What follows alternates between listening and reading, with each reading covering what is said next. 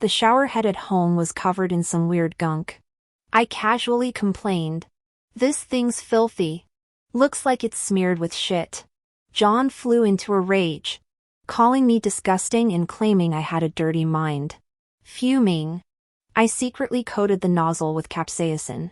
That night, blood-curdling screams echoed from the bathroom. When replacing the old shower head days later, I noticed a faint foul odor.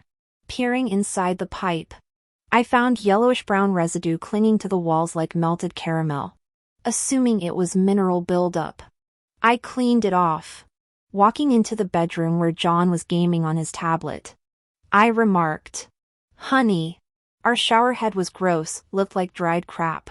John suddenly hurled his tablet aside, face flushing crimson. "Ivy, are you fucking insane?" he roared. We escalated into a shouting match until he stormed out, slamming the door hard enough to rattle the walls. Multiple calls went to voicemail before I finally got through, only for him to hang up mid-ring. His text blazed across my screen, "Staying at Michael's tonight. Don't contact me until you apologize." Apologize? For what? I nearly laughed at the absurdity. When my next call went straight to blocked, I dialed Michael's number instead. Michael Thompson and John Wilson grew up as thick as thieves, practically sharing the same pair of pants. John often came over for meals at our place. He used to tell me how he'd been a scrawny kid who got picked on, and Michael was always first to jump in and defend him.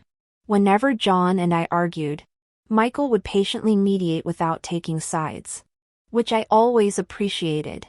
The phone barely rang once before Michael answered. "Ivy?"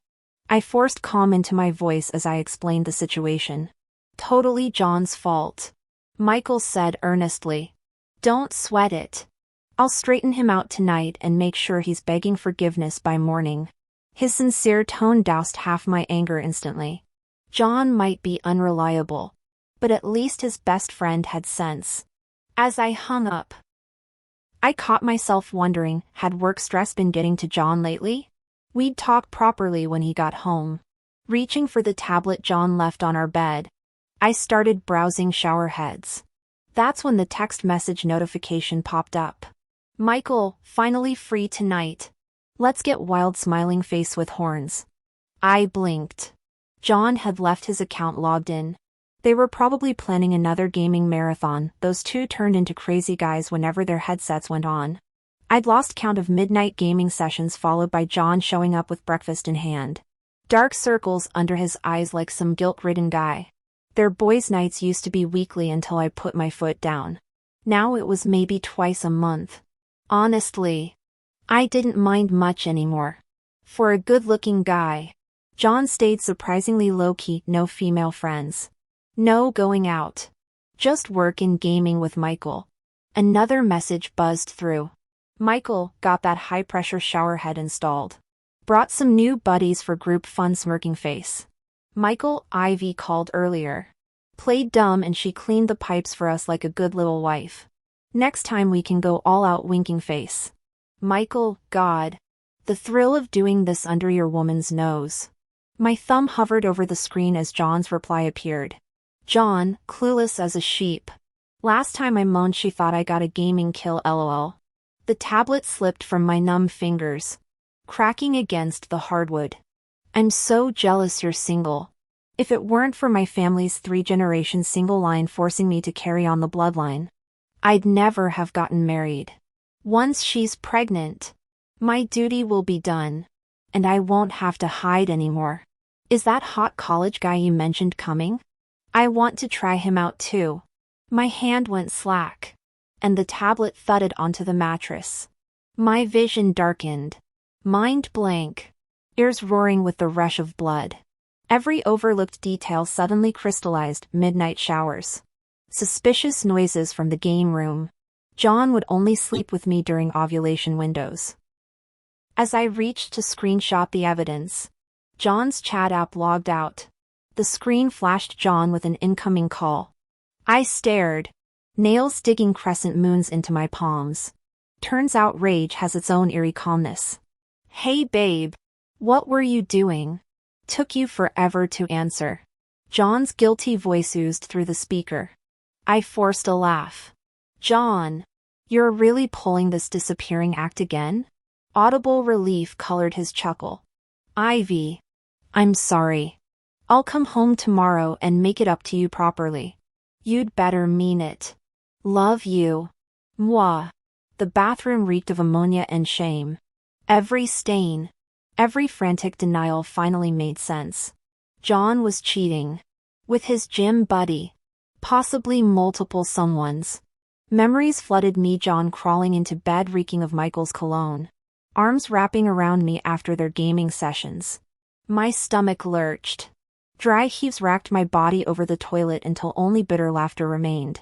I used to brag about marrying a unicorn man immune to other women's charms. Turns out he's immune because he's screwing his entire basketball team. Our marriage? Just a breeding incubator for his family legacy. The divorce papers would come. But first, I'd make that bastard wish he'd never learned to walk upright. The phone clicked as my cousin's bright voice chirped. Ivy? Do you remember the ghost pepper extract you mentioned before? Send me the link. My voice was eerily calm. Oh my God! What do you need that for? My cousin gasped. Last time that pervert who stole underwear got a drop on his skin and developed necrosis. That stuff's lethal. Disinfection. I answered tersely. My gaze fixed on the bathroom shower head. Some filth requires special treatment. My cousin instantly understood. Within 3 seconds, the link appeared on my screen. I clicked on it. Oh, there's a local store in the same city. Only 20 minutes from my house. Perfect. After hanging up, I drove straight there. The shop was hidden deep in an alley. The owner repeatedly warned.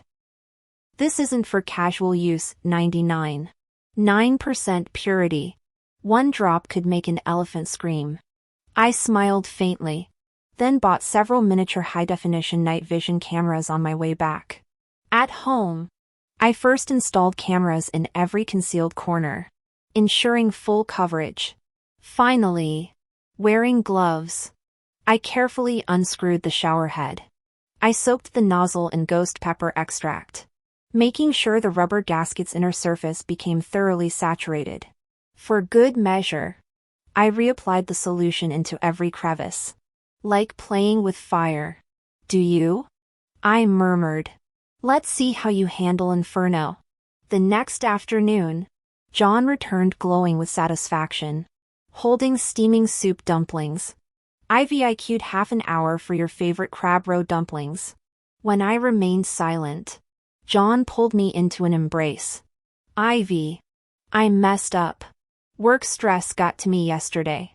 Michael chewed me out all night. I've truly learned my lesson. Never again. His breath hit my ear, warm and reeking of alcohol.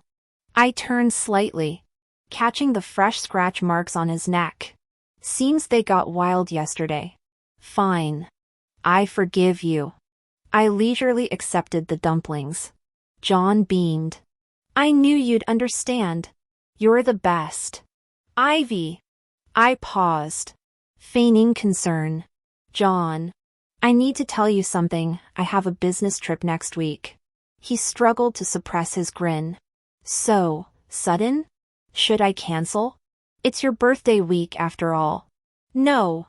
His voice cracked before he cleared his throat. Work comes first. I'll manage alone. I pretended to deliberate before continuing. Okay. I'll take the hit. Don't worry, babe.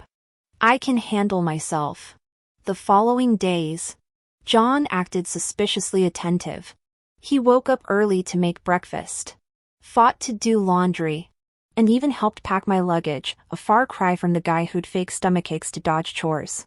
Too bad the security cameras caught every telltale moment, him whispering to Michael on the balcony, just wait till she's gone, yeah. Invite the jock too. His barely contained excitement for the birthday he'd been suffering through all week. Funny. I'd been nourishing him so thoroughly these days, enough to make him twitch with anticipation. Oh, John. I'm counting down to your birthday too. At the bustling train station, John clung to me at security, nuzzling my neck like a lovesick puppy. "I'll miss you every second, babe," he murmured, all fake tears and dramatic sighs. "Text me when you're coming back, I'll be here waiting." I patted his back sweetly. "I'll miss you too, honey. You should head home now." He shuffled away with exaggerated reluctance, glancing back 3 times per step. The second I turned the corner, his pace turned springy as a damn kangaroo. I slipped into a shadowy corner near arrivals, eyes glued to the birthday surprise squad group chat blowing up. "Ivy, we're en route. John's one lucky bastard marrying you. Free trip and hotel? You're a saint." My fingers flew, waiting at the station. "Thanks for coming, everyone." 10 of John's mooching relatives, aunts, uncles, the whole Leech Brigade, were about to descend. To keep Susan from spilling the beans, I'd even blocked her number on John's phone under some fake college buddy's name. While waiting, I checked the home feed. John was already rummaging through our closet with porn star level urgency. He pulled out the black silk negligee he'd gifted me last birthday, then sat at my vanity to slather foundation on his face. Disgusting. Then came the kicker, a wig from his secret stash. The mirror showed John transformed, hip swaying, batting non-existent lashes. My husband, the drag queen. I'd have laughed if it didn't make me want to puke. I refuse to believe the thing on the surveillance footage is my husband. The doorbell rings. John sways his hips impatiently to answer it, though I'd mentally prepared myself. The scene still shocks me. 7 men file in carrying supplies: beer, crayfish, birthday cake. At first glance, they seem like birthday well-wishers. But their eyes light up the moment they see John's outfit. Michael leads the pack. Before the door fully closes, he's already locked John in a passionate French kiss. The air fills with wet, sloppy smacking sounds. The men behind him grow restless, carelessly tossing their offerings aside. The metallic clinks of belt buckles and zippers erupt like popcorn. Suddenly the living room becomes a writhing mass of pale limbs. I feel nauseated but keep watching. Just as John gets buried under the pile, he clutches his buttocks and shrieks, "Wait! Not there!" Groans of protest erupt. "What the hell? I'm already naked. You promised we could play however we wanted. We brought all the stuff you owe us." Michael oozes greasy charm. "Easy boys. Our girl here's got standards. Let me help her freshen up first." He pinches John's backside, steering him toward the bathroom. My eyes sharpen. Finally, the moment I've waited for. A train station announcement blares overhead. I stride toward the exit where a gaudy parade of elderly relatives approaches. At the center glows Susan in red cheapao, flaunting the gold bracelet I gave her. "Oh, Susan, you're so lucky with such a successful son," the aunties croon. "That Ivy's nothing without your guidance." My mother-in-law preens. "My boy was the first from our village to attend a top-tier university. Makes 6 figures now." I plaster on a smile while mentally rolling my eyes. "Uncles. The cars are waiting. Let's get you home." Susan's smile evaporates when she sees me. She yanks me aside, hissing, "Ivy, you paid for this trip with your own money? Not my son's account?" I nod obediently. "Of course, mother. Not a penny from John." Her eyes glitter with greedy triumph before hardening. "TSK. Young people can't save money. Hand over your savings, I'll manage it properly." A smirk tugged at my lips as I gazed at her meaningfully. "Susan, let's go first. The relatives are waiting." Susan coughed awkwardly before raising her voice deliberately. "Ivy, not to criticize, but why didn't you book flights for everyone? The high-speed rail is exhausting." I was worried flight delays might make us miss the main event. I replied sweetly. "Besides, it's only a 3-hour ride. Why fly?" Still, I dipped my head submissively. You're right, Susan. I'll arrange return flights. The relatives erupted in fresh praise. Susan, your daughter-in-law's so obedient. Way better than mine, that girl argues about everything. The Thompsons are blessed, successful son. Dutiful wife. Susan preened like a peacock. Of course. In this family, my word is law. In another era, I'd be the matriarch. She snapped her fingers at me. Quit dawdling. Lead the way. Yes, Susan. I kept my eyes downcast. Anticipation simmering beneath. My prideful mother-in-law loved public displays of authority. I wondered how she'd enjoy the surprise I'd prepared. As our car sped along the highway, Susan bragged to the relatives up front. Our Michael's getting promoted to director. His salary? She flashed 5 fingers dramatically. $500,000? Aunt gasped. Susan smirked. Add a 0. The car erupted in shocked gasps. I slid to the back seat, unnoticed as I tapped my phone. The surveillance feed showed John kneeling dog-like on wet tiles. Michael dismantled the shower head with practiced ease. Bile rose in my throat, but I forced myself to watch. Ah! John's scream pierced through as Michael pressed the metal pipe against him. Relax. Michael sneered, shoving it deeper. I haven't even turned the water on.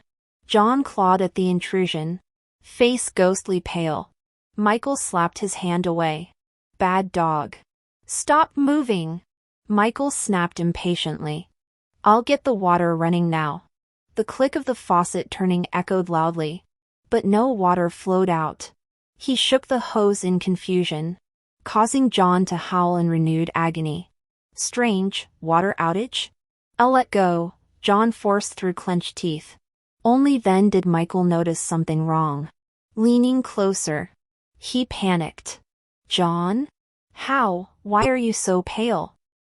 John could only tremble while pointing at the hose. Michael fumbled to remove the tubing, eliciting blood-curdling screams. Slow down, A.H. John's body convulsed violently. Relax. Stop clenching, Michael shouted, sweat dripping down his forehead. I can't control, John's voice broke. Then endure it. I'm pulling hard. Michael gritted his teeth and yanked forcefully. Aya! The scream became so loud I instinctively lowered my phone volume, noticing we'd arrived home.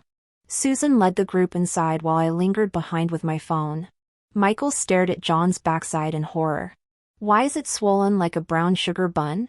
It burns like hell. Water! John curled on the floor clutching himself, hair soaked with sweat as he gasped through the pain. Michael frantically tried other faucets, hearing only dry pipe clanks. Your water's cut, wait. I'll get bottled water. Michael stumbled toward the living room where I glimpsed other men already entangled on the dining table. Sofa and rug panting, thumping, creating an indescribably chaotic scene. The front door swung open. Susan marched in holding containers. Son, I brought your favorite. Her words died as her eyes bulged, wrinkles freezing mid-expression. Ah! A blood-curdling scream pierced the air. Everyone froze mid-scuffle, head swiveling toward the entrance where a crowd stood gaping like fish out of water. Showtime.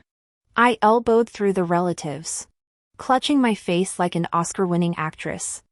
Who are you people? I shrieked, brandishing my phone. This is trespassing. I'm calling the cops. The shirtless men scrambled apart like roaches under light. Wait! We're John's friends. They babbled, their excuses drowned out by my theatrical wailing. A hand suddenly snatched my phone. Michael, bare-chested and panic-stricken. Ivy. Let me explain.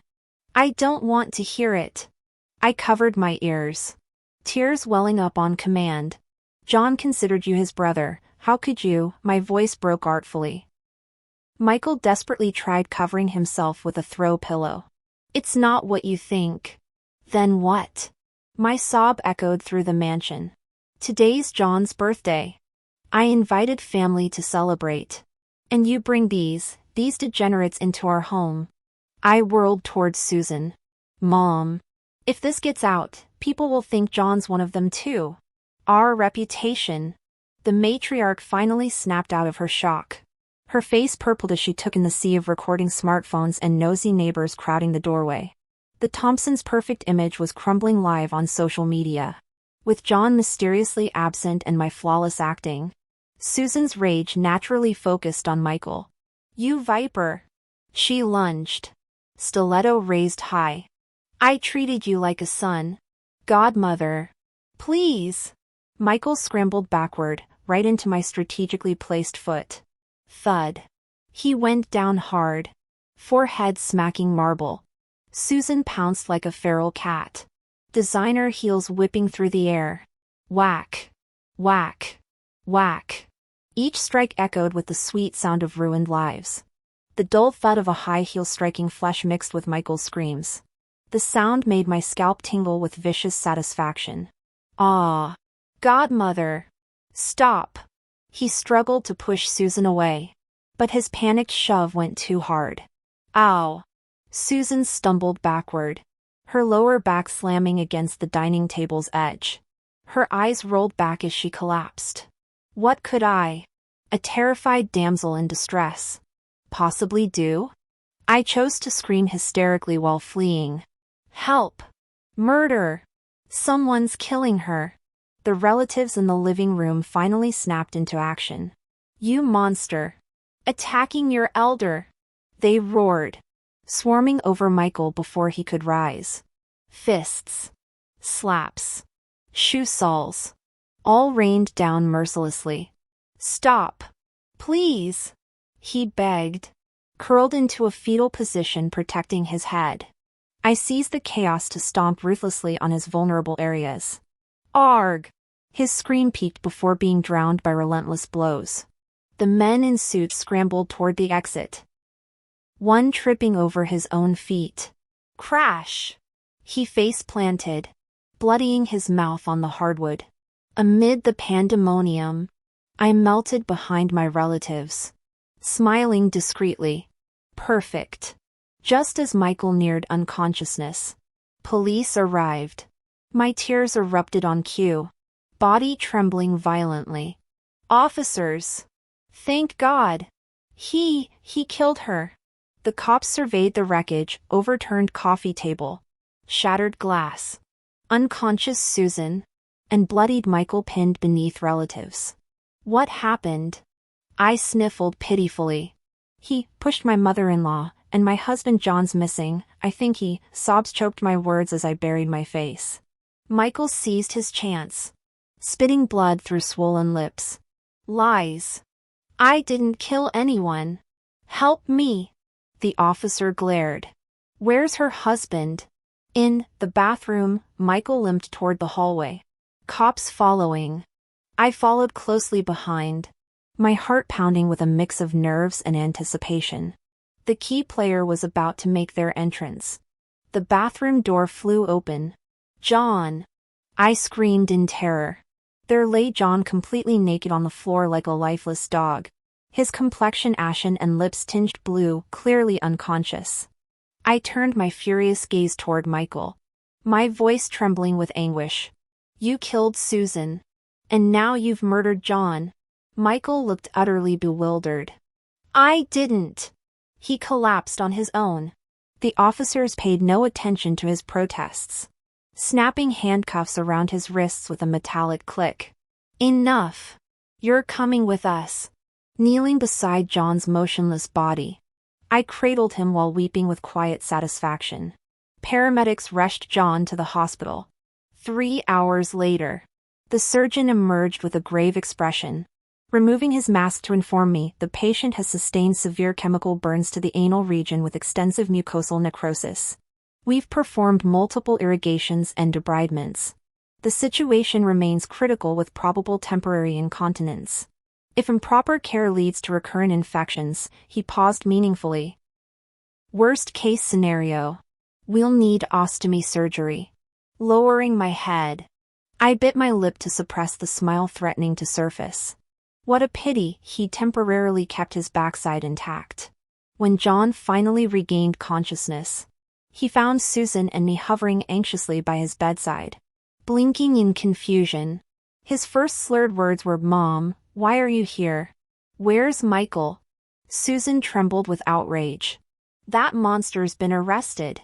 "Don't worry, son. I'll make sure he spends the rest of his life behind bars." "What?" John jerked upright in bed only to collapse back with a pained gasp. "My boy. Stay calm." Susan fussed over him, tears spilling down her cheeks.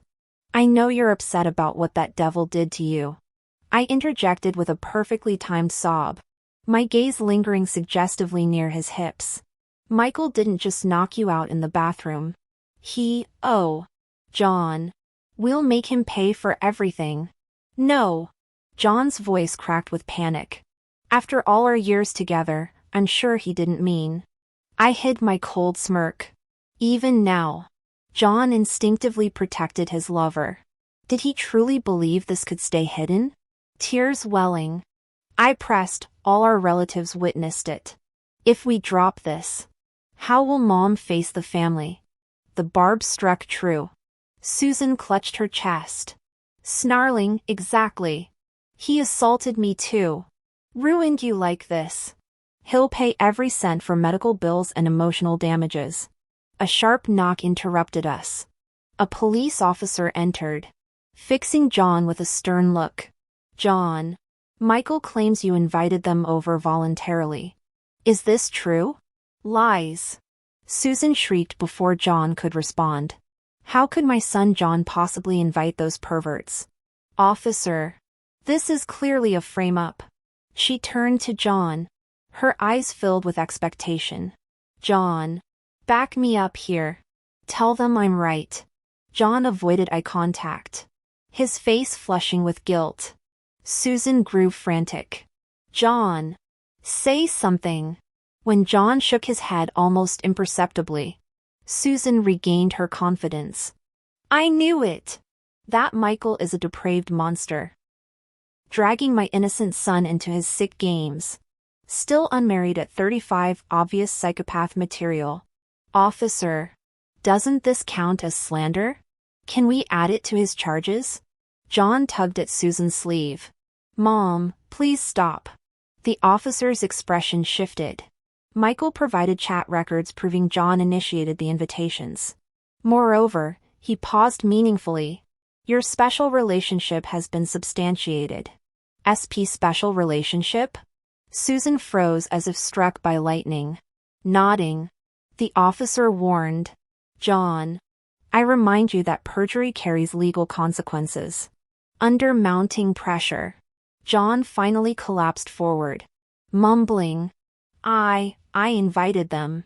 Michael didn't commit any crime."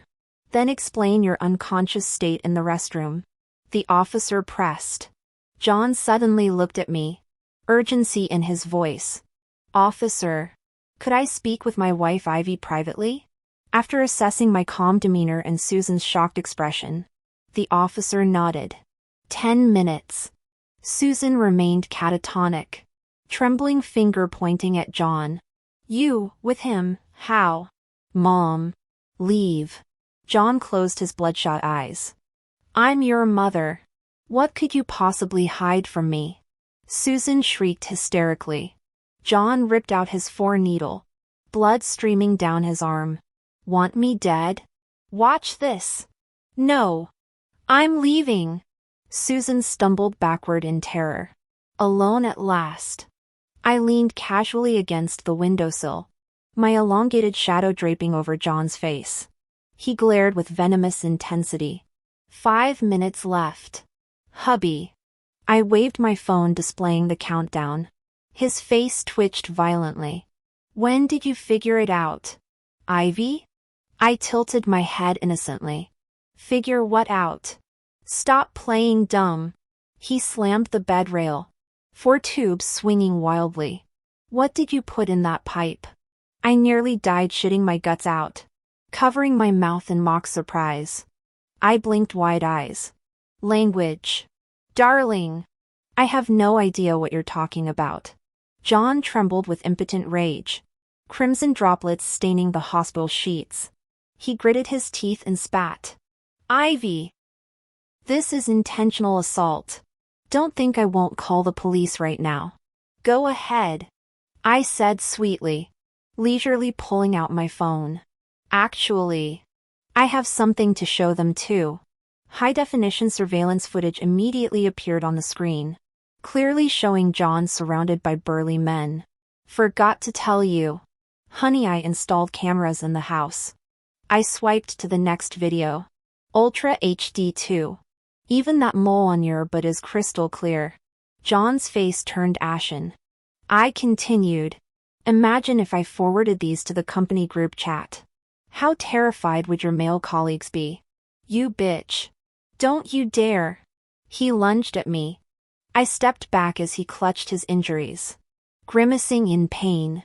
Looking down at him, I stated coldly, divorce. I keep all assets. You leave with nothing. In your dreams. Then tomorrow everyone at the office gets your greatest hits collection. Wonder how that'll affect your promotion to director? John deflated like a punctured balloon onto the hospital bed, trembling speechlessly. Ding, my phone alarm chimed. I flashed him a radiant smile. Time's up, the officers are coming in now. Oh. And I've made 100 backups of those videos with daily scheduled sends. Only I can cancel them. So be good, darling. After the police entered, John confessed everything. When asked about his bathroom collapse, he stammered. It was too intense. The officer taking notes paused, shooting me a sympathetic glance. Once they left, I wheeled out the prepared wheelchair from the corner. Susan screeched. Ivy, what are you doing? Taking your son to finalize the divorce. Of course. I parked the wheelchair bedside cheerfully. Come on, John. Let's strike while the iron's hot. John paled. So soon? I'm still hospitalized, and we don't have the documents. No time like the present. I opened my bag to reveal neatly arranged paperwork. Marriage certificate. IDs. Household registry. Even printed divorce papers. Susan hopped anxiously nearby. John. You can't do this. How will I face our relatives if, seeing John's silence? She grabbed my hand and knelt with a thud. Ivy. Please. John just made a mistake. Give him another chance. This was my first time seeing my mother-in-law humble herself. How novel. I coldly withdrew my hand. John. Let's go. Don't miss our auspicious timing. When gentleness failed, Susan immediately switched tactics. Oh, I feel so dizzy. She collapsed toward the hospital bed, acting so terribly that it should be a crime. Mom. John's eyes lit up like he'd found salvation. Ivy. Look. My mom fainted. Let's reschedule. I glanced at Susan's trembling eyelashes and smiled. Relax. We're in a hospital. She won't die. But if you keep stalling, I leaned closer. Your social death might come sooner than you think. John trembled as he climbed onto the wheelchair. When I pushed him past Susan's bed, we could still hear her dramatic moans. 1 month later, outside the courthouse, I clutched our fresh divorce papers. John grabbed my purse strap, voice shaking. Ivy, delete those videos now. Of course. I beamed, stepping back. My finger hovered over his terrified face before tapping select all and send. What are you doing? Undo that. His scream drew stares. I sprinted away, sticking out my tongue. Naya. Since when do promises apply to payback? Truth was, I'd scheduled automatic delivery to his company email before we even entered the courthouse. That little show was just me sending bonus copies to our family group chat. My phone exploded with notifications from the loving Wilson family, Uncle, Holy Mother of Pearl. What kind of freak show is this? Aunt, that's Pamela's son-in-law in the suit. We had dinner with them last month. Cousin John's collecting men like Pokemon cards. Surrounded. Sandwiched. Triple stacked. Is he summoning a dragon? Susan, at Ivy, you bitch, delete this. Fake news. The final message popped up, Uncle, at John, your mom's having a stroke. Get home now. My cousin DM'd me, sis. Susan's drooling with half her face paralyzed. Doctors say she's bedridden for life. I replied with a laughing emoji. Ah, what a beautiful day. John's downfall came swiftly. His company fired him for gross misconduct, while his rival Michael bought the top local hashtag executive orgy exposed. The golden boy became a literal street rat, homeless and heckled wherever he went. I sipped my latte, watching raindrops chase each other down the cave window. Somewhere out there, a certain someone was learning that karma delivers faster than Amazon Prime. Since the property had already been transferred to my name, the realtor mentioned potential buyers were lining up and suggested we could push the price even higher. Desperate John had no choice but to swallow his pride and approach Michael. What he didn't know was that Michael had long despised him. After that leaked video circulated, Michael's trainers feared retaliation from their boss and quit en masse. With members canceling subscriptions collectively, Michael's gym went bankrupt. When enemies cross paths, sparks fly. The moment Michael spotted John, he grabbed a dumbbell and hurled it. How dare you show your face here? You ruined my life. Their brawl became so vicious both ended up in the ER. The irony? Neither could afford treatment, so they sat cursing each other on the hallway benches. Later, I saw John's story trending on local news. The accompanying photo was grotesque, him wearing cheap lingerie, posing suggestively on a bed while some old man clutching half-empty cooking oil lingered by the door. The report stated he'd lured thousands of men online with free services, secretly selling explicit videos for profit. The final update showed his sentencing, a decade in prison for distributing obscene materials. Comment sections exploded with claims he tested positive for HIV ages ago and was deliberately spreading it to get back at society. Got tricked into meeting him. Thought since I was already there, but it was disgusting. He was loose and would shit during it. Thankfully, I'd gotten full STD panels done. All results came back clean. Honestly, surviving this dumpster fire of a human probably used up my lifetime quota of bad luck. From here on out, things can only get better.